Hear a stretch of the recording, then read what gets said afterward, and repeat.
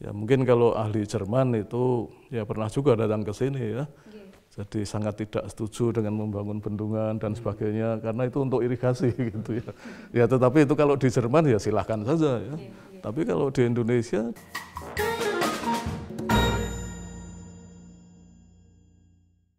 Halo sahabat UGM Channel semua, kembali lagi di UGM Talks.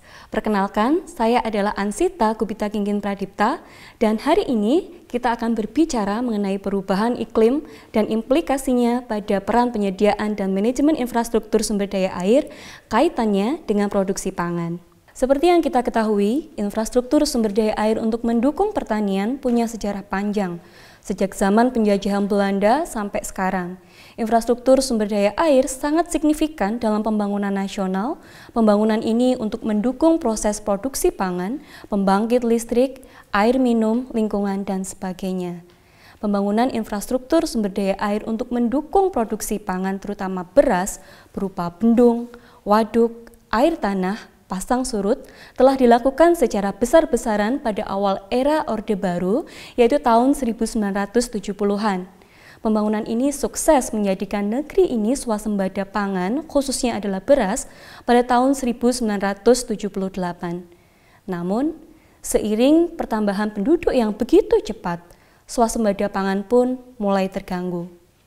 Setelah itu, pembangunan infrastruktur tetap dilakukan, namun dengan intensitas yang tidak lagi tinggi.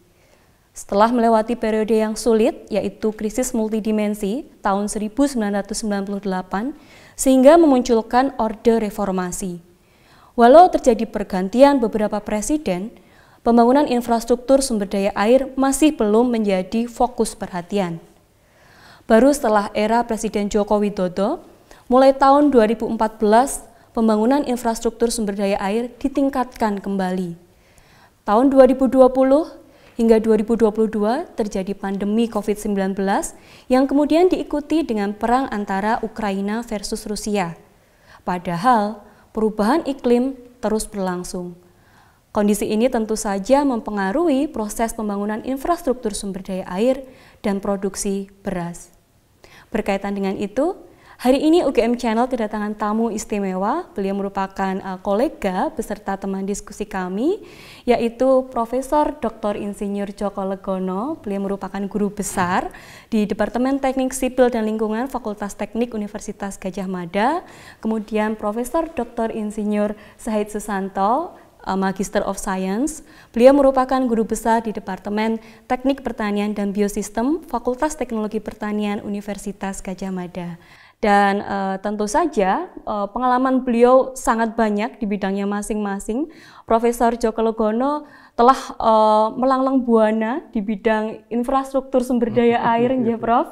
Kemudian Profesor Sahid Susanto di bidang produksi pangan. Dan beliau berdua ini juga sering terlibat dalam satu tim dalam menyelesaikan berbagai tugas dan pekerjaannya.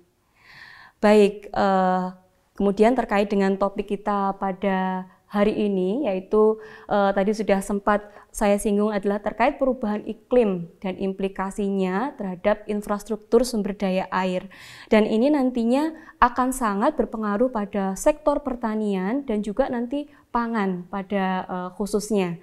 Dan nanti sebelum kita bicara lebih jauh lagi terkait bagaimana sih implikasinya perubahan iklim ini terhadap sektor pertanian, terhadap pangan, dan beras pada khususnya karena ini menjadi konsumsi utama penduduk Indonesia. Tapi nanti sebelum jauh masuk ke situ, nanti bisa diceritakan terlebih dahulu Prof. Bagaimana peranan infrastruktur sumber daya air ini terhadap kondisi di Indonesia mulai dari zaman sebelum kemerdekaan, artinya saat penjajahan, kemudian berganti masa memasuki Orde Baru, era reformasi, dan hingga saat ini, saat era Presiden Joko Widodo. Silahkan Profesor Djoko Legono. Baik, pertama tentunya saya kembali ucapkan terima kasih atas kesempatan ya, pada sore hari ini ya, di UGM Talk. Ya. Saya sangat juga berbahagia ya, di awal pensiun saya, ya, itu saya masih dipanggil untuk berbagi. Jadi terutama ini pada Profesor Sahid ya, ini teman saya yang selalu ya kadang-kadang itu tidak sepaham ya. Tapi mudah-mudahan itu menjadi energi ya, saling melengkapi, dan tentunya kedepannya itu masih bisa menyumbangkan sesuatu yang bermanfaat untuk kita semua. Baik, tadi pertanyaannya itu mengenai peran infrastruktur itu selama ini di dalam pembangunan negara. Ya. Jadi kalau sebelum kemerdekaan, sebelum 1945 itu terutama bidang keairan ini, infrastruktur sumber daya air ini kan diinspirasi oleh saudara kita dari Belanda. Ya. Jadi banyak sekali itu peninggalan-peninggalan dari zaman Belanda, ya, nama-nama infrastruktur seperti saluran Van der Wijk, ya, itu kemudian juga menjadi pembelajaran ya bagi kita generasi-generasi berikutnya, yang itu juga bisa kita bandingkan ya pada saat itu sampai dengan sekarang. Walaupun itu peran pada saat penjajahan itu juga boleh dikatakan terbatas ya, khususnya itu untuk perkebunan yang mungkin pemerintah Belanda sendiri juga ingin mengambil manfaat ya. Misalnya di pabrik gula ya, itu kan juga memerlukan sawah ya, tidak untuk padi tapi untuk tebu. Nah, sehingga itu perlu diairi juga ya, sehingga banyak sekali peninggalan zaman Belanda, walaupun itu juga ada banyak selain tebu ya untuk irigasi juga, beras ya dalam tanda petik ya, itu dengan terbukti dengan bendung-bendung yang banyak sekali saya kira tidak hanya di Pulau Jawa ya, mungkin di beberapa tempat di luar Jawa juga bisa kita temui. Nah, kemudian pada zaman berikutnya ya, pada era kira-kira kemerdekaan. Ya, itu kemudian juga pembangunan itu masih berjalan ya, tapi fokusnya juga mungkin masih tidak seintensif ya pada zamannya Bapak Pembangunan yang kita kenal sebagai nama Bapak Pembangunan pada saat itu adalah Presiden Soeharto. Nah, tadi sudah disampaikan oleh Bu Ansita sebagai host itu bahwa sejak 1970 itu memang swasembada pangan itu digalakkan ya. Jadi pembangunan pencetaan sawah ya, itu juga sangat banyak ya. Cuma dari sisi peran infrastruktur sendiri itu memang sebetulnya tidak hanya untuk pertanian ya, ada beberapa yang untuk energi ya, listrik, kemudian ada yang untuk suplai air bersih dan sanitasi ya, atau kebutuhan air domestik. Tapi prosentasenya itu tetap itu pada irigasi pada saat itu ya. Sehingga tadi swasembada pangan itu sudah juga pernah itu diraih oleh Indonesia yang pada saat itu mungkin penduduknya belum sebanyak ini ya. Nah,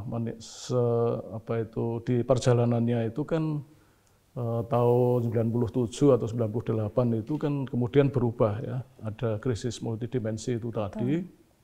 Itu yang menyebabkan itu menjadi agak tersendat ya. Era reformasi itu perhatian di pembangunan infrastruktur SDA ya, baik pembangunan baru ataupun kegiatan-kegiatan yang bersifat pengoperasian dari infrastruktur yang ada itu agak terabaikan ya. Nah, itu sampai pada pemerintahan yang baru ya, yang saya lihat itu pada saat zamannya Pak Jokowi itu baru 2014 kalau tidak salah, sampai sekarang itu yang digenjot itu adalah pembangunan infrastruktur, termasuk pembangunan infrastruktur sumber daya air. Nah, kira-kira ke depan ini ya, ini yang dihadapi itu ternyata masalah kenaikan jumlah penduduk itu luar biasa ya. Saya mencoba melihat dari worldometer khususnya yang di Indonesia, saya bandingkan dengan negara-negara lain ya. Jadi kalau di situ bisa kita lihat itu di dunia itu saya sempat hanya mengamati ini tahun 2020 ya, kalau tidak salah bulan Agustus itu. Sempat mengamati itu untuk dunia itu bisa sampai 134 per menit. Nah, Luar kalau saya biasa, Prof. bandingkan dengan negara-negara lain, China itu 6. Iya. Mohon maaf, China itu 11. Oh Ya. iya, Kemudian Indonesia itu 6. Ya. betul. Malaysia lebih rendah lagi, Jepang tidak ada. Ya. Jepang itu boleh dikatakan itu zero growth. Iya, Nah, ini kan tantangannya menjadi semakin banyak, ya, sehingga program apa itu pemerintahan zamannya Pak Jokowi itu mungkin nanti bisa ditambahkan oleh Prof. Zahid itu, termasuk apa itu food estate itu lumbung pangan itu ya, kalau tidak salah di Sumatera Utara, kemudian di Kalimantan itu menjadi primadona selama pemerintahan beliau, ya, kira-kira demikian. Nah, saya kira itu yang harus dipahami, itu tentunya seiring dengan itu kalau tidak salah kita mengenal tahun 2004 itu lahir Undang-Undang Sumber Daya Air yang mungkin itu tahun 2014 itu sudah di apa ya, bumi hanguskan atau digantikan lagi dengan undang-undang yang baru tahun 2000 berapa Pak saya ya, 2019 ya atau 17 yang penggantinya itu. Lalu juga tahun 2007 itu ada undang-undang yang baru tentang bencana. Jadi ini dua hal ini memang sangat berdampingan ya. Satu sisi untuk mengatur penggunaan air pada kondisi normal. Nah, sisi yang lain itu untuk menjaga juga khususnya untuk yang terkait sama risiko bencana ya. Kira-kira dua hal itu yang harus kita pikirkan ke depan. Nah, di samping juga mungkin era operasi dan pemeliharaan itu ya sepertinya juga agak mungkin zamannya Bu Ansita waktu mahasiswa itu ya OP itu masih apa ya sebelah mata ya, dipandang sebelah mata. Tapi kalau sekarang nggak bisa. Ya, sustainabilitas itu sangat tergantung pada bagaimana upaya kita mengopekan infrastruktur itu dengan baik.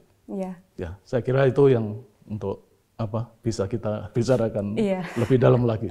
Luar biasa sekali. Jadi ceritanya dari zaman sebelum penjajahan tadi peranan infrastruktur sumber daya air itu sudah ada ya Prof. Waktu itu untuk produksi pangan khususnya adalah tebu dan beras nih saat itu.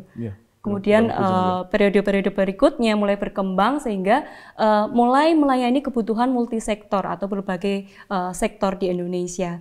Dan salah satu sektor yang tentunya terkena dampak atau memperoleh peranan dari infrastruktur sumber daya air ini yaitu adalah sektor pertanian. Dan untuk saat ini saya ingin bertanya ke Prof. Zahid Susanto terkait ini, bahwasanya infrastruktur sumber daya air ini akan sangat berpengaruh dan memiliki peranan terhadap sektor pertanian. Mungkin bisa dijelaskan Prof. terkait dengan ini. Baik, kalau bidangnya Prof. Joko ini dilihat dari sisi produksi pangan itu sebagai supplier air. Nah, saya ini di tengah yang diberikan Pak Joko ke saya terima, saya berikan ke customer, farmers dalam hal ini.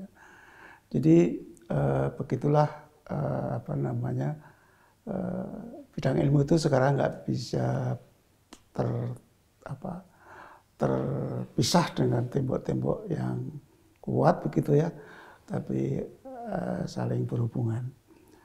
Kembali ke pertanyaan tadi bahwa pangan, kalau tadi sudah disampaikan oleh Prof. Joko, dulu lahan itu memang dipakai untuk kultivasi tebu, ya. Karena Belanda punya kepentingan memproses tebu itu menjadi gula, dan gulanya bukan untuk Indonesia tapi dibawa ke Belanda. Dan tanam tebu itu pun melalui pemaksaan ya, kultur stelsel kalau namanya kalau di buku-buku itu ya, sehingga karena tebu sendiri juga membutuhkan lahan ya, lahan yang harus disuplai airnya sesuai dengan pertumbuhannya, sehingga infrastruktur sumber daya air juga harus dibangun gitu ya. Nah, itu zaman sebelum kemerdekaan. Kemudian saat kita merdeka di pemerintahannya Soekarno ya, itu kan lebih banyak penekanannya pada politik ya, karena situasi politik saat itu memang baru ada persaingan antara kapitalisme dengan sosialisme gitu ya. Dan Presiden Soekarno tidak suka dengan kapitalisme, sehingga condong ke sosialisme. Nah, sehingga pangan itu tidak terlalu dipikirkan gitu ya. Akhirnya infrastruktur yang dibangun Belanda zaman peninggalan Belanda pada saat dulu dipakai oleh untuk kultivasi tebu, akhirnya ya terjadi penurunan fungsi ya, penurunan kinerja, kemudian OP-nya tak terawat dan seterusnya, sehingga produksi pangan tidak bisa memenuhi sepenuhnya kebutuhan penduduk. Kemudian terjadilah tahun 63 ya, 63 itu terjadi masa kering panjang, ya, kemarau panjang, sehingga saat itu kita pangan tidak cukup untuk memenuhi kebutuhan masyarakat, dan terjadilah peristiwa politik yang membawa ke arah politik sehingga Presiden Soekarno bisa jatuh ya. Yang jelas tahun itu 63 ya, itu terjadi rawan pangan ya, kekurangan pangan ya, terutama beras. Saya ingat saya masih sudah SD kelas 5, jadi masih ingat betul ya, karena rumah orang tua saya itu di di belakang pasar. Nah, pasar pada waktu itu tempat melting point orang-orang desa yang sudah tidak bisa makan gitu ya. Dia lari ke kota, di kota juga nggak ada pekerjaan, akhirnya hanya minum air, kemudian perutnya menggelembung gitu. Banyak, setiap hari pasti ada orang meninggal di depan di pasar, di depan rumah itu. Jadi saya ingat betul pada waktu itu. Kemudian ya banyak bantuan dari luar negeri, termasuk dari negara-negara yang saat itu Amerika memberi bantuan pangan berupa bulgur ya, bulgur itu mungkin kalau di Amerika sana untuk makanan ternak kali ya. Saya kurang tahu. Jadi pada waktu ketela itu menjadi barang mahal ya, barang langka ya. Dari jangan gaber namanya. Gaber itu kan kulit, ketela yang sudah diperas ya, kemudian dikeringkan, dimasak lagi, dimakan. Jadi sebenarnya karbohidratnya sudah habis. Jadi itu zaman Soekarno ya, sehingga kekurangan pangan itu menjadi pemicu stabilitas politik menjadi tidak stabil ya, dan tergulingkan oleh pemerintahan, digantikan oleh pemerintahan Soeharto. Nah, pemerintahan Soeharto jelas kalau tahu betul kalau pangan itu menjadi sebuah sebuah komoditas yang bisa mempengaruhi stabilitas politik, sehingga infrastruktur dibangun besar-besaran, tadi sudah ceritakan Prof. Joko ya. Tapi saat itu pembangunan difokuskan pada swasembada pangan, betul-betul mengarah ke pangan. Walaupun kalau dari sisi sumber daya air itu kan tidak hanya untuk mensuplai air irigasi, tapi juga untuk pembangkit listrik, kemudian air minum dan seterusnya. Tapi yang jelas fokusnya adalah mendukung swasembada pangan saat itu ya. Tahun 70-an ya. Kemudian tahun 80-an itu kita sudah bisa swasembada pangan ya pada saat itu. Jadi infrastruktur digenjot besar-besaran. Kalau di luar Jawa itu pasang surut juga hutan dibuka diubah menjadi persawahan pasang surut ya. Yeah. Kemudian di Sumatera juga begitu. Dan kalau di Kalimantan itu dulu yang menangani dari UGM ya. Yeah. Jadi senior kita yang sudah almarhum semua itu.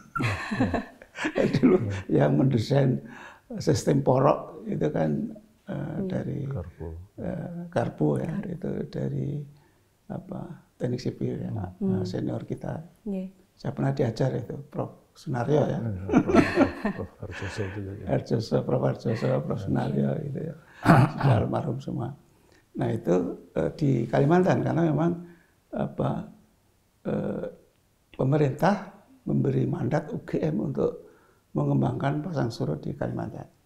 Dan yang di Sumatera kalau tidak salah diserahkan pada ITB. Yeah. Sistemnya beda ya, beda tapi intinya sama, bagaimana pasang surut itu juga bisa dipakai untuk dibuka untuk produksi pangan terutama beras. Ya. Yeah. Cuman masalahnya kalau di Kalimantan kan tanahnya tidak subur, ya, airnya asam. Betul. Jadi persoalannya lebih rumit ya. Yeah. Tapi akhirnya kita bisa swasembada pangan ya, tahun 80-an gitu ya. Yeah. Sampai kita bisa mendapatkan award dari FAO gitu ya. Oh. Indonesia bisa swasembada pangan. Tapi tidak lama, hanya 5 tahunan kalau nggak salah. 5 tahun. Begitu tahun 1985 itu sudah mulai defisit lagi. Ya. Kemudian timbul gejolak politik instability lagi kan tahun 98 ya, karena diawali dengan instability ekonomi dan menjalar kemana-mana sampai ada proses krisis multidimensi itu kan. Yeah. Dan Pak Harto jatuh gitu kan, beralih dengan Orde Reformasi. Lah ini juga nggak terpelihara lagi. Pembangunan baru nggak ada, ya Prof. Pembangunan baru nggak ada sampai era presiden kan, setelah Presiden Soeharto kan Habibie, kemudian Megawati, Gus Dur, Megawati, itu hampir tidak idle ya proses itu, sehingga kita mau mengandalkan apa yang ada itu. Kemudian saat rejimnya Pak SBY ya dimulai lagi, tapi tidak segencar setelah itu ya. Yeah. Nah, mulailah pada tahun 2014-an ya, 2014, zaman betul. Presiden Jokowi yeah. Mulai pembangunan infrastruktur digalakkan ya, pencetakan sawah baru, kemudian ide-ide untuk memikirkan food estate gitu ya. Yeah. Itu mulai digalakkan lagi. Jadi sampai sekarang pembangunan infrastruktur masih berlangsung ya Pak Jadi. Dan pangan itu karena pengalaman tahun 63 itu yang menjadi trauma kita semua. Jadi jangan sampai terjadi lagi, pangan harus ada. Dan kita berusaha untuk semaksimal mungkin pangan terutama beras ya, itu harus ada. Walaupun sebetulnya sekarang ini ketergantungan beras itu sudah susah juga kalau dilakukan dengan prinsip kedaulatan. Kedaulatan itu kan harus dicukupi dari resource kita sendiri gitu ya. Dengan pertumbuhan penduduk yang begitu cepat dan sekarang sampai 300 juta itu juga tidak mudah ya. Food estate pun juga untuk komoditas padi itu banyak persoalan. Ya, beda dengan kalau gula gitu ya, berbasis tebu di setting secara industri itu jelas lebih mudah dibanding dengan kalau komoditasnya beras. Jadi persoalannya sangat rumit gitu ya. Namun suka tidak suka karena harus ada gitu, ya pemerintah harus subsidi.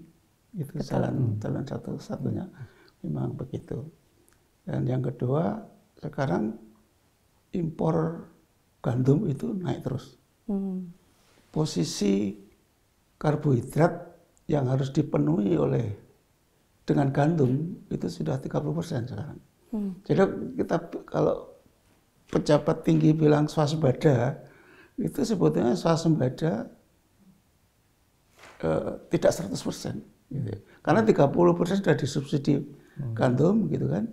Yang 70% ini pun sebagian sudah impor juga. Jadi ini pembangunan infrastruktur sumber daya itu ya harus terus berjalan kalau masih ada lahannya. Kalau saya nggak ada ya sudah, mau tidak mau kita harus mencari jalan keluar yang lain. Jadi panjang ceritanya kalau ke sana ya. Tapi yang jelas tadi periode-periode tadi dari sisi penyediaan pangan itu sangat bisa memberikan pelajaran kita bahwa pangan terutama beras kalau tidak ada itu menimbulkan goncangan politik yang luar biasa. Ya, saya kira itu. Baik, sangat menarik sekali tadi cerita dari Prof. Syed Susanto bahwa tadi saya ambil kesimpulan clue-nya adalah swasembada pangan dalam pembangunan nasional yang tentunya perlu memusatkan pada pembangunan infrastruktur sumber daya air itu sendiri, begitu ya Prof. Ya. Dan tadi sempat disinggung bahwa infrastruktur sumber daya air ini saat ini memiliki peranan pada berbagai sektor atau multisektor. Dan terkait dengan itu, saya ingin menuju ke Prof. Djoko Legono kembali. Berdasarkan pengalaman Prof. Djoko Legono selama puluhan tahun, mungkin bisa diceritakan Prof. bagaimana peranan infrastruktur sumber daya air ini dalam multisektor, tidak hanya pertanian tentunya, tidak hanya pada bidang pangan, tapi juga energi, misalnya dengan pembangkit listrik tenaga air, air minum, dan lain sebagainya. Monggo Prof. Iya, makasih. Jadi kalau berbicara mengenai peran dari infrastruktur sumber daya air itu memang ada beberapa itu yang single purpose, itu artinya satu bangunan itu diarahkan untuk satu kegunaan gitu ya. Tapi seiring dengan kebutuhan nasional ya, antara lain juga suplai air bersih, air minum, kemudian kebutuhan air industri, ya, kemudian energi. Betul. Ya, kalau nggak salah itu ya krisis multidimensi itu salah satunya juga waktu itu juga energi juga ya. Energi, betul. Nah, kemudian dari sisi environment itu seperti energi itu kalau yang paling murah ya sebetulnya nuklir gitu ya. Tapi itu kan tidak pernah atau belum untuk saat ini itu karena dipandang itu pilihan lain itu masih banyak. Mungkin dengan matahari ya, mungkin dengan pasang surut ya. Itu energi itu bisa dari sana ya, walaupun yang dari fosil itu juga masih banyak juga ya. Zamannya Pak Harto itu PLTU itu banyak sekali yang baru itu dibangun ya. Nah, tapi kalau sekarang ini zamannya Pak Jokowi itu sepertinya agak kembali juga ke PLTA. Ya, beberapa daerah di Sulawesi, di Kalimantan ya, mungkin juga di Papua ya, itu kan potensi-potensi PLTA-nya kan tinggi sekali ya. Nah, sehingga kemudian yang penting itu menurut saya itu begini ya, kaitannya dengan peran tadi ya. Tidak masalah ya kalau itu mau multi peran gitu ya. Cuma itu harus dipahami ya dari depan ya, agar nanti selama usia infrastruktur itu pengelolaannya itu memperhatikan functional design-nya ya. Kalau saya mengatakan itu functional design itu perancangan fungsi itu infrastruktur itu dibangun untuk apa? Ya, kalau memang itu untuk irigasi, mungkin juga ke depannya itu ada tantangan juga karena lahan irigasinya berkurang. Nah, ini kan juga lalu infrastrukturnya lalu bagaimana? Ini kan juga pertanyaan besar gitu ya, seperti Selokan Mataram misalnya ya, mungkin Mbak Ansita pernah juga memahami itu ya. Betul. Pertama dibangun ya, atau setelah direhab itu diarahkan untuk 30.000 hektar ya. Tetapi sawahnya lambat laun itu ya dibangun untuk macam-macam ya, untuk permukiman, perkantoran dan seterusnya. Lah ini kan menjadi kalau apa ya Prof Sahid ya, istilahnya kalau SWOT itu menjadi satu ancaman juga ya. Ya infrastrukturnya sudah didesain untuk sekian capacity ya, tetapi di perjalanan itu lahannya semakin berkurang. Nah, ini kembali lagi ini persoalan yang apa ya, persoalan banyak sektor ya, yang itu harus dijaga ya, supaya perancangan fungsi itu tetap bertahan. Saya kira itu ya gimana lagi, itu ya tetap harus dipertahankan. Kalau tidak berubah di tengah jalan itu kan berarti kan dalam tanda petik sustainabilitasnya itu kan terganggu. Betul. Nah ini ya. Nah kemudian juga ada challenge yang lain mungkin kalau ini boleh masuk di masalah perilaku meteorologi gitu ya. Yang sekarang ini juga menjadi momok ya. Yang dari satu sisi itu untuk kondisi normal itu tidak bisa memenuhi ya, mungkin karena langka, tapi di sisi lain itu ekstrimnya juga mulai mengancam juga ya, dari dua sisi ini ya. Sehingga tadi saya berangkat dengan satu pemahaman mengenai Undang-Undang Sumber Daya Air sama Undang-Undang Bencana yang dua sisi itu sepertinya itu yang harus diperhatikan, itulah yang menginspirasi manakala kita misalnya mengelola si infrastruktur SDA itu baik pada saat merancangnya, kemudian pada saat membangunnya, ya, kemudian pada saat pasca pembangunan kan harus kita operasikan itu tadi ya, kita rawat dengan baik supaya fungsi tadi, ya, terutama ini ya untuk pemenuhan kebutuhan air untuk irigasi itu ya tidak tergantung pada infrastruktur itu saja ya, tapi juga tergantung pada lahan yang diairi, yang dibudidayakan. Itu bagaimana sinergi antara hal-hal itu ya bisa betul-betul diarahkan untuk menopang kebutuhan pangan itu tadi. Jadi mungkin itu yang saya merasa prihatin sebetulnya itu ya. Jadi ada infrastruktur tapi kesasarannya itu agak terganggu. Lah ini salah siapa? Ini agak sulit kan? Ya salah siapa itu belum lagi ini ya, kalau itu kan bicara irigasi konvensional ya. Tadi dengan Prof Sahid saya juga bisik-bisik ya, mohon maaf itu kalau terus terang saya juga dengan salah satu kolega itu berusaha masuk di food estate ya, dalam akhir-akhir ini ya, dalam 1-2 tahun ini itu susahnya bukan main gitu ya. Tapi ini pangan, sekali lagi ini pangan. Kalau bukan pangan misalnya energi listrik ya, kita bangun di Cianjur. Cianjur itu kan daerah sulit. Jadi ada perusahaan-perusahaan swasta seperti Medco itu juga membangun PLTM sekelas mungkin nggak sampai 1000 kilowatt ya. Mungkin hanya betul-betul itu mikrohidro gitu ya. Nah, kalau secara teknis itu ya, kalau daerahnya sulit, ya sudah pindah saja. Betul. Ya. Kita punya satu konstruksi itu yang karena gerakan tanah tidak bisa dihentikan, itu konstruksinya ya rusak terus gitu, dipaksakan gitu ya. Ya kalau saya bilang itu ya sudah ditinggal saja. Ya kalau diperbaiki tidak bisa, nah ini yang harus hati-hati pada saat merancang. Kalau daerahnya kalau itu tidak support, ya lebih baik tidak usah diteruskan. Ya. Ini energi. Kalau pangan nggak bisa begitu. Ya food estate itu ya mungkin sulit juga ya Prof Sahid ya. Nah ini juga nanti Prof Sahid bisa. Ya kalau saya mungkin agak kurang berhak. Ya mohon maaf. Ya. Nah artinya itu secara teknis, secara bidang saya hidrolik itu saya mengatakan itu sulit Prof Sahid ya. Memang. Ya sulit di dalam menjaga air itu supaya bagus untuk lahan sawah. Kemudian ada fenomena-fenomena yang sangat dinamis, ya, mungkin karena hujan, mungkin karena pasang surut, ya, itu yang menjadikan air itu sulit kita atur. Ya. Kalau itu harus kita atur, kita ngatur seberapa besar kalau itu misalnya X PLG, ya. Nah, itu sekian besar itu, ya mungkin secara ekonomi kelayakan dan sebagainya itu bisa questionable, ya. Bisa dipertanyakan. Ya. Tapi kalau itu menjadi satu agenda pemerintah yang harus tetap digalakkan, lah ini kan kita tinggal hitung-hitungan saja. Ya, yang paling visible untuk dikerjakan apa itu ya.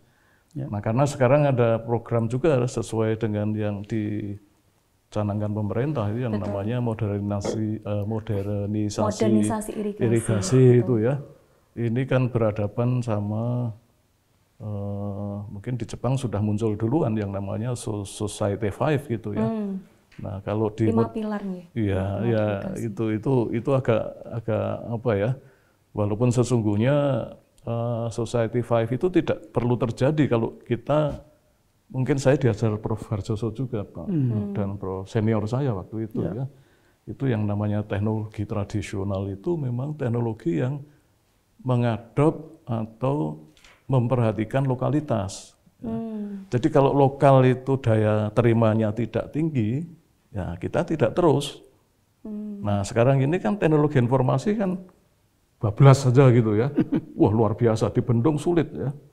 Jadi ibaratnya banjir ya, kalau tidak memilih ya, pandai-pandai memilih, ya mungkin itu tadi. Modernisasi irigasi diartikan semua mau modern, semua mau elektronik ya, sampai pada tidak hanya mengoperasikan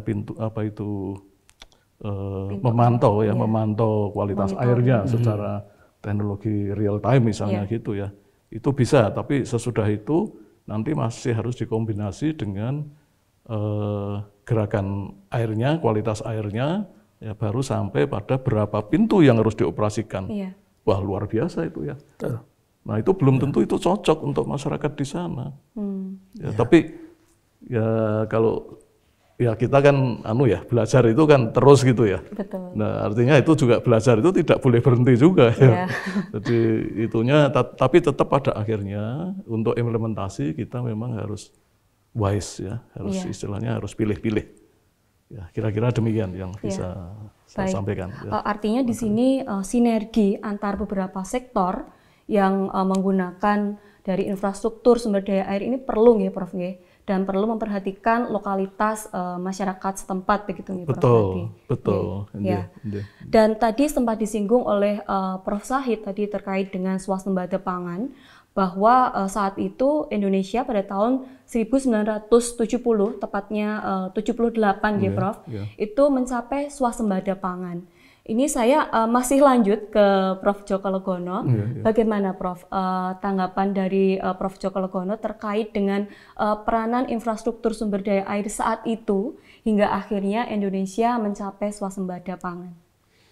Ya mungkin kalau kalau tidak salah waktu 1970-an itu kan penduduk kita kan belum banyak itu ya. Mungkin masih sekitar 130-140-an juta gitu ya, separuh dari sekarang mungkin tidak ada gitu ya. Jadi itu juga tekanan dari global itu mungkin pada saat itu belum tinggi, 1970 itu belum tinggi. Baru sekitar atau 2002 ya, saya nggak ingat ya, yang pertama kali keluar ini Pak, Rio de Janeiro itu ya, yang Dublin itu. Itu kan kalau Dublin itu kan transgender ya. Tapi kalau Rio de Janeiro itu masalah ini penggunaan air untuk irigasi dan non irigasi. Itu suhunya bukan main. Jadi blame-nya atau tuduhannya itu bahwa agriculture itu adalah penggunaan air yang sangat-sangat boros, yang itu harus ditekan ya, 1970-an. Tapi waktu itu kita bersyukur ya kita masih terus karena andalan kita itu di situ. Ya mungkin kalau ahli Jerman itu ya pernah juga datang ke sini ya. Nggih. Jadi sangat tidak setuju dengan membangun bendungan dan sebagainya karena itu untuk irigasi gitu ya. Ya tetapi itu kalau di Jerman ya silahkan saja. Ya. Tapi kalau di Indonesia di mana itu ya food security itu andalannya adalah sawah ya dalam arti beras ya itu ya tidak perlu sama. Ya. Dan kita juga dibanding dengan negara yang sudah develop itu infrastruktur SDA-nya juga belum sebanyak mereka. Belum sebanding ya. Iya, belum sebanding. Jadi daya dukungnya saya kira itu memang harus juga dilihat bagaimana saudara-saudara kita di global ya, terutama di Eropa sana sama di kita itu memang tidak sama ya, kapasitinya berbeda. Nah, fokusnya itu saya kira ya saling respect lah gitu ya. Betul. Saling respect kalau sana untuk supply industri ya kita tetap ya food security itu ya. Cuma tadi saya bicara sama Prof. Sahid lah itu sampai kapan ya kalau kejar-kejaran seperti itu tuh kan ya mohon maaf saya sendiri mengatakan walaupun tidak banyak ya kalau dulu banyak ya sehari itu masih 3 kali nasi. Jadi kalau saya disuruh ganti gandum atau roti itu mungkin ya belum bisa ya kebetulan sekarang sedikit karena karena tidak kuat banyak. Tapi untuk anak-anak muda saya kira nasi itu saya masih nasi 3 kali. Tuh kira-kira begitu ya sehingga tahun 1970 itu ya sebetulnya itu sudah banyak tekanan dari global ya. Ya cuma saya kira kebijakan pemerintah juga agak sulit ya kalau harus bahkan sampai sekarang pun ya. Sampai sekarang pun itu tahun 2002 yang tadi saya sampaikan itu deklarasi Rio itu tadi ya itu kan dengan MDG-nya itu kan merancang sampai 2025 ke depan nanti itu kan kebutuhan air itu kan untuk akses ke air bersih dan sanitasi itu lebih bagus dari tahun 2000 pada saat itu 2002 gitu ya. Nah cuma ini di perjalanan kan kemudian kan muncul yang lain-lain ya, muncul yang lain-lain itu ada Yokohama, kemudian ada Paris itu climate ya, kemudian ada terakhir itu Sendai Framework ya. Nah itu warna-warna untuk irigasi itu tadi untuk kebutuhan pangan itu sepertinya ya tinggal ancamannya saja itu. Ya mungkin itu berhadapan dengan yang diingatkan oleh tadi ya global tadi ya. Ya saya kira itu. Tapi itu tidak sulit ya. Tidak sulit itu artinya kita masih ada peluang untuk berstrategi. Tentunya itu tadi kembali ke harus memperhatikan lokalitas. Betul. Saya kira itu saja.